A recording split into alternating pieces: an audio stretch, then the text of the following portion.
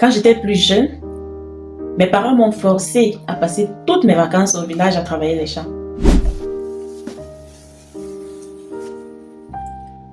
Quand j'étais plus jeune, mes parents, mon père en particulier, nous obligeaient à passer toutes les vacances au village. En effet, il avait hérité des parcelles de terrain de ses parents et au fil du temps, il en avait acquis d'autres. Et vu qu'il était fonctionnaire, il ne disposait que de cette période de vacances pour s'en occuper en y pratiquant l'agriculture. Je devais avoir environ 10 ans lorsque j'ai passé toutes mes vacances scolaires, les 3 mois dont on disposait, en entièreté au village avec mes parents et mes frères et sœurs.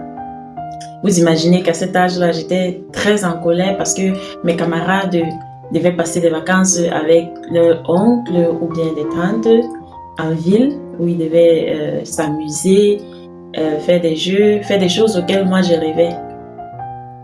Par contre, moi les vacances, je devais les passer au village. Donc du coup, j'étais très en colère et j'étais très énervée, mais je n'y pouvais rien.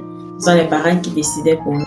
Alors, au bout de la 3e année, je pense, je me suis rebellée et j'ai voulu passer mes vacances ailleurs.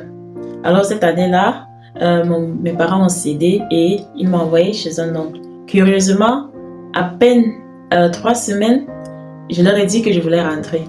Je n'avais pas donné de raison particulière à cette demande de retour. Et puis, tout le monde était surpris parce que mes frères et sœurs, beaucoup voulaient aller en vacances à ma place chez cet oncle-là. J'avais décidé de retourner en famille parce que je m'ennuyais en fait.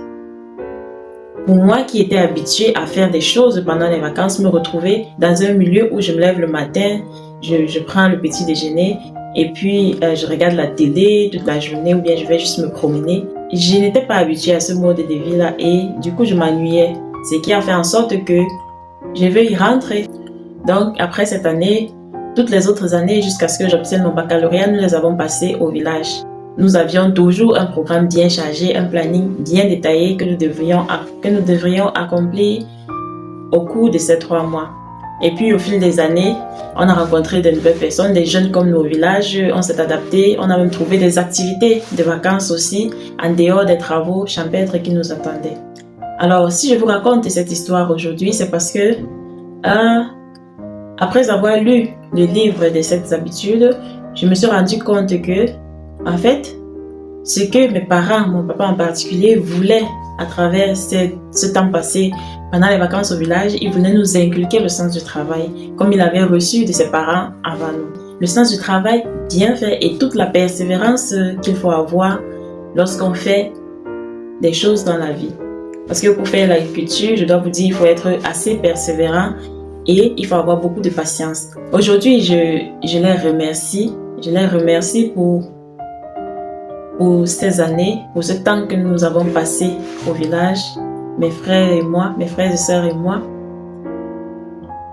Parce que j'y ai beaucoup appris et c'est aujourd'hui que je me rends compte de tout ce que cela m'a apporté. Je me rends compte que peu importe la tâche qui m'est confiée, peu importe la montagne de travail qui se trouve devant moi, je n'ai pas peur de l'accomplir parce que j'ai appris à le faire il y a de cela très longtemps, très jeune dès le bas âge. J'ai appris la persévérance sous le soleil, dans la pluie. J'ai appris qu'il ne fallait jamais baisser les bras. Même lorsque le soleil a desséché tous les plants, même lorsque on manquait de pluie pour arroser nos semences. J'ai appris la persévérance, tout cela en passant ces vacances au village et aujourd'hui ça m'aide vraiment beaucoup au quotidien dans mes entreprises et dans mon travail. Alors j'aimerais vous inviter, vous aussi, si vous avez des enfants ou bien si vous avez des personnes sous votre responsabilité, de leur apprendre cet amour du travail, pas forcément dans le domaine de l'agriculture. Utilisez un domaine dans lequel vous excellez, un domaine qui vous définit, qui vous correspond. Ça peut être le football, ça peut être n'importe quoi selon votre environnement et selon votre culture. Merci d'avoir pris le temps de m'écouter. On se retrouve très prochainement pour une autre vidéo. À bientôt.